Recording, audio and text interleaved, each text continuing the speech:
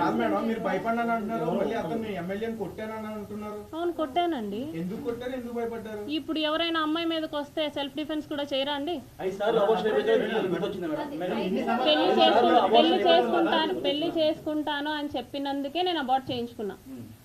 అటు మా ఆయనకి విడాకులు ఇచ్చేయమన్నారు.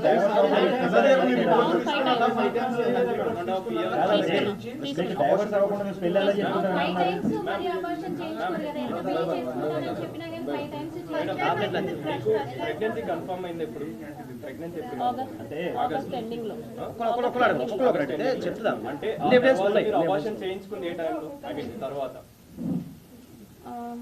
నెక్స్ట్ మంత్ మిడిల్ లోనే ఎప్పుడో చేసుకున్నారు. అంటే దాని తర్వాత కూడా ప్రెగ్నెన్సీ కన్ఫర్మ్ అవుతూనే వచ్చింది. ఆ తర్వాత 5 times మీరు అబార్షన్ చేసుకున్నారు. అంటే 1.5 years లో 5 అబార్షన్స్ అనేవి ఎలా అనేది ప్రశ్న.